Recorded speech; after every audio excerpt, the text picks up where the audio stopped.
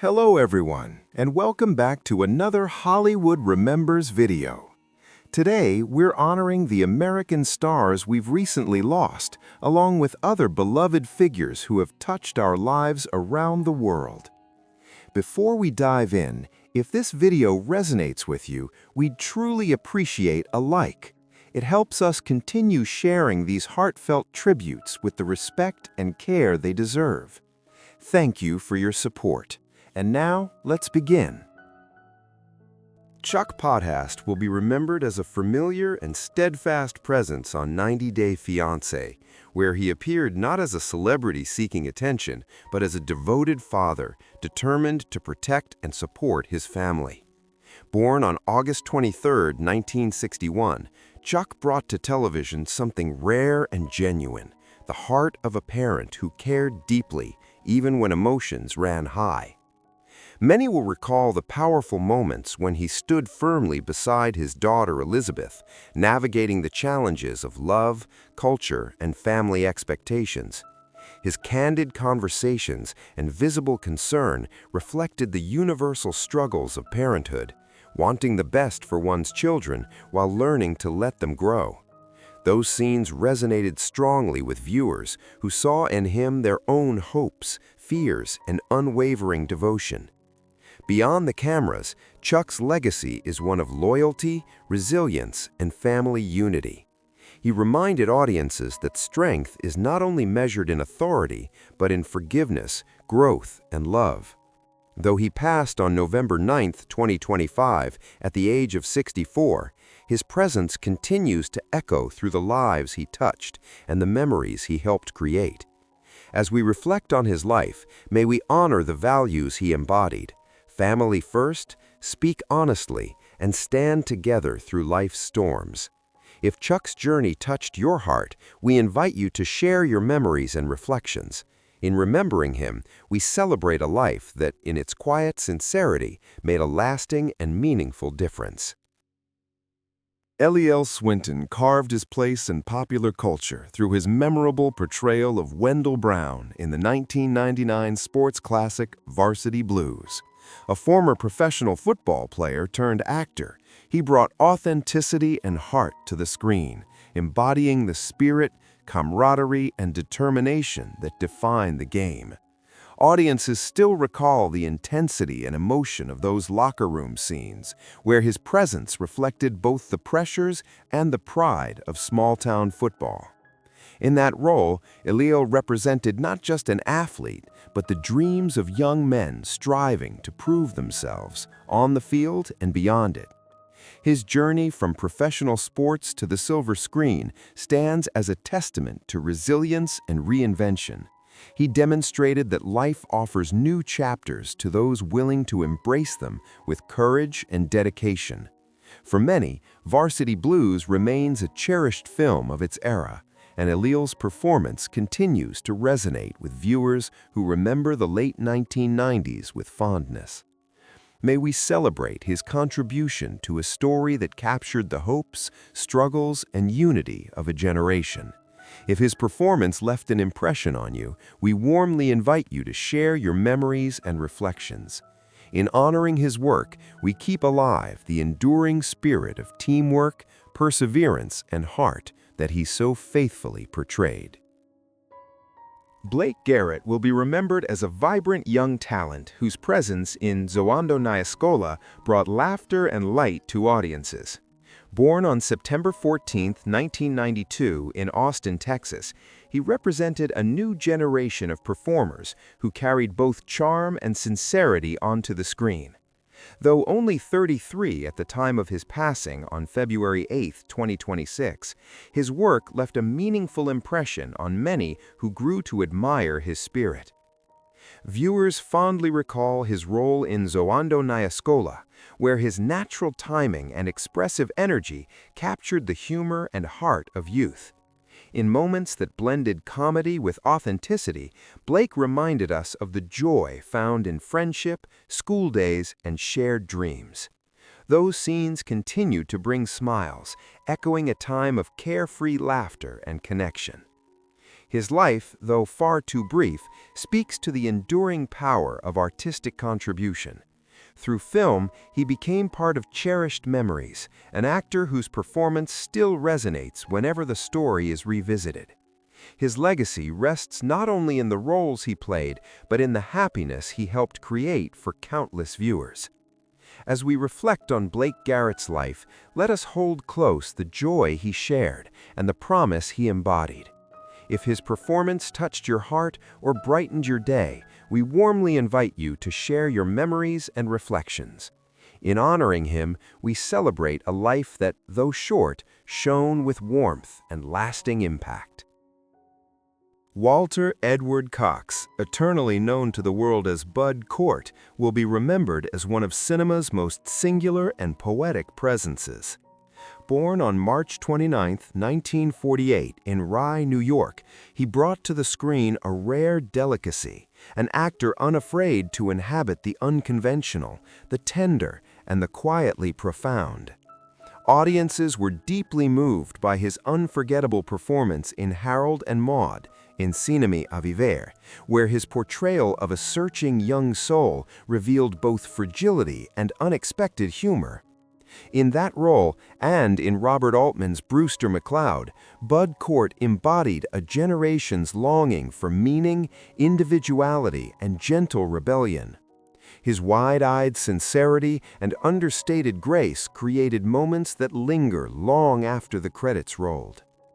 Across decades, his work stood as a testament to artistic courage. He chose characters that defied expectation, reminding us that true artistry lies not in conformity, but in authenticity.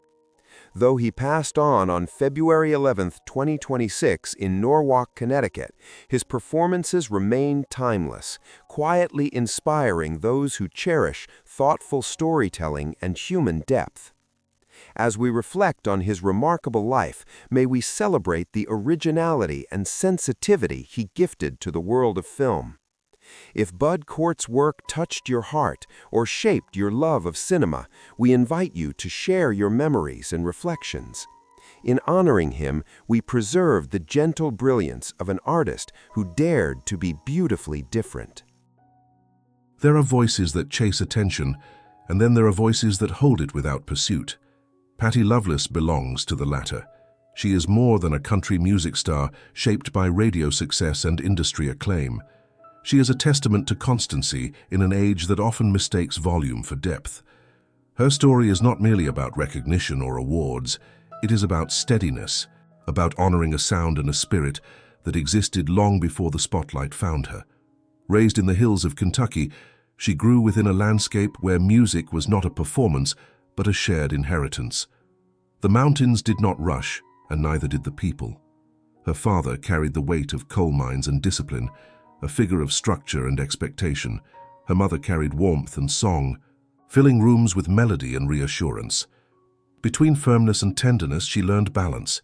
Between labor and lullaby, she found tone. That early environment did more than teach harmony. It taught listening. In small gatherings and church pews, she absorbed the way stories traveled through song. There was no need for embellishment. Truth, delivered plainly, was enough. She began to understand that a clear voice could steady a room. Singing was not an escape from life, it was a way of holding it. When she stepped onto larger stages, the transition felt less like departure and more like extension. The industry was changing, country music expanding its commercial reach, yet she remained anchored to traditional roots. While trends leaned toward gloss, she leaned toward grain. Her phrasing carried the patience of someone who knew that emotional precision mattered more than spectacle. Success came, as it does for those who labor quietly and consistently.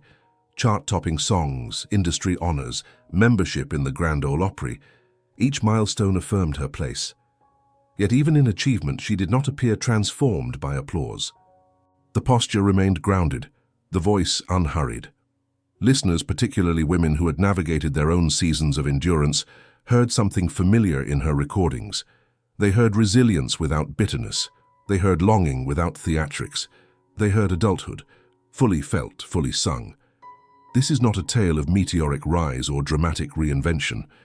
It is the portrait of an artist who chose continuity over novelty. In Patty Loveless, we witness what it means to remain faithful to one's beginnings while standing firmly in the present. Success in country music often arrives with noise, bright lights, and a restless demand for reinvention. Yet when Patty Loveless began to gather national attention in the late 1980s and early 1990s, her ascent felt measured rather than explosive. Her voice did not announce itself with theatrical flourish. It unfolded. Audiences leaned in rather than being overwhelmed. Her early recordings carried the clarity of mountain air, clean, resonant, unforced. Songs like those from the album Honky Tonk Angel positioned her not as a novelty, but as a rightful heir to the lineage of traditional country women who sang with both strength and restraint. At a time when production in Nashville was growing increasingly polished, she allowed space in her arrangements. Steel guitars wept without apology. Fiddles spoke plainly. Her vocal delivery remained centered, never indulgent. The industry responded. Awards followed. Chart positions climbed. Recognition from the Country Music Association and the Academy of Country Music affirmed what listeners already sensed. She was not passing through the genre. She belonged to it. Yet even in those seasons of heightened visibility, she did not appear seduced by spectacle. Interviews reflected humility. Performances reflected preparation. There was an understanding that applause is fleeting, but craft endures. Then came a period that revealed something deeper than commercial momentum. Health challenges threatened her ability to sing, placing strain not only on career, but on identity. For an artist whose instrument is internal, vulnerability becomes profoundly personal. There was no public dramatization, no search for sympathy. There was treatment, patience, and a quiet rebuilding. When she returned to the stage, the voice carried an added texture, not fragility, but gratitude. It was during this era that she leaned more intentionally into bluegrass influences, reconnecting with the musical soil of her upbringing. The album Mountain Soul was not a reinvention designed for trend. It was a homecoming. Acoustic arrangements, traditional harmonies, and storytelling stripped of ornament reminded audiences that authenticity does not expire. It matures. Membership in the Grand Ole Opry had already symbolized her standing within the country tradition. But this deeper return to roots symbolized something more personal, alignment. She was not adjusting herself to fit the marketplace. She was refining her expression to mirror her convictions. For many listeners who had themselves weathered illness, uncertainty, or unexpected detours, this chapter resonated quietly. It illustrated that interruption does not erase purpose. It can clarify it. Patty Loveless did not chase reinvention to remain visible. She chose refinement. In doing so, she demonstrated that longevity in music is less about novelty and more about fidelity, to voice, to heritage, to self. There is a particular kind of influence that does not announce itself loudly. It settles gradually into the fabric of people's lives, becoming part of their private rituals. Patty Loveless achieved that kind of presence. Her recordings were not simply played, they were lived with. They traveled in cars during long commutes, echoed softly in kitchens at dusk, and accompanied moments when strength was required, but words were scarce. By the mid-1990s, her catalogue had grown into a body of work that reflected adult experience with unusual honesty. Songs of marital strain, reconciliation, perseverance, and solitary reflection were delivered without ornament. She never overreached emotionally. Instead, she trusted restraint.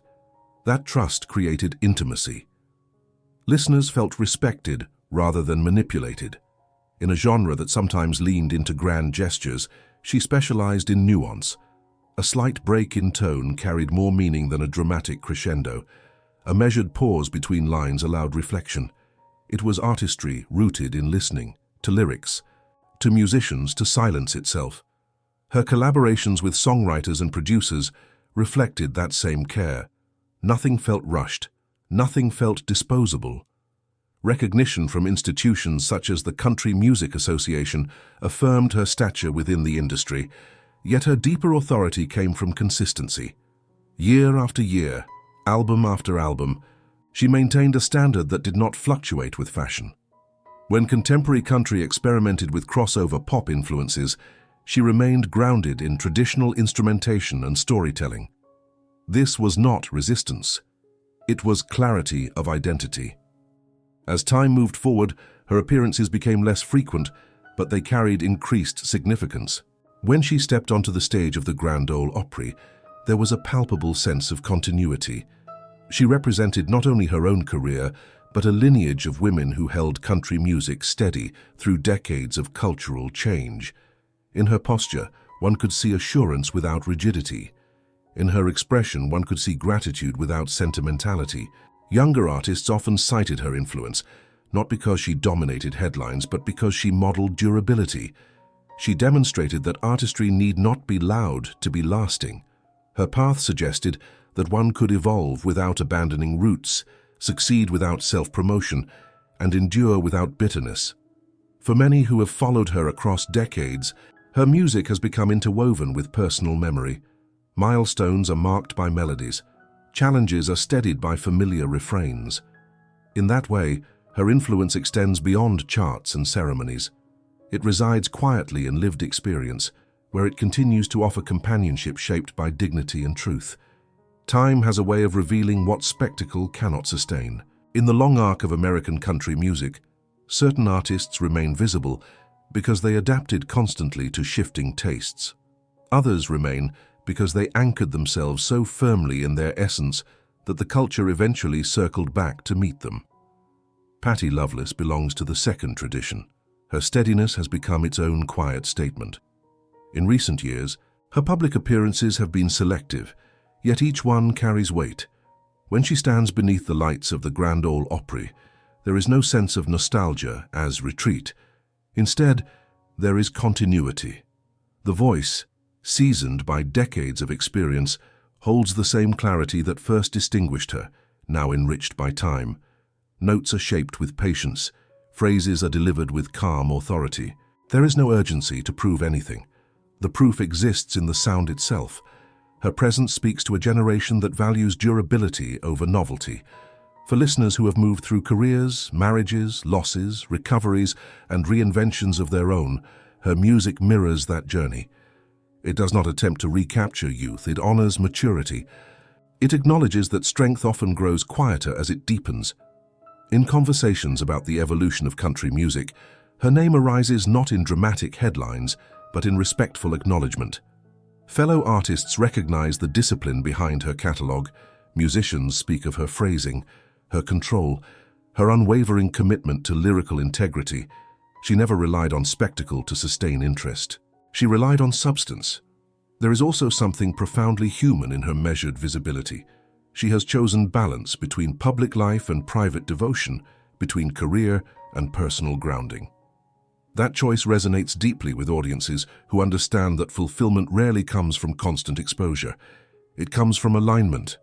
Today, when her recordings are revisited, they do not feel trapped in a particular decade. They feel settled, like well-crafted furniture that has aged with grace. The themes remain relevant because they were never tethered to trend. Love, endurance, reconciliation, self-respect. These are not passing fashions. They are enduring concerns of the human heart. In honoring Patti Loveless in this moment, we are not observing a conclusion. We are recognizing a living example of artistic constancy. Her journey illustrates that influence need not be loud to be lasting, and that authenticity, tended carefully over time, becomes its own enduring light.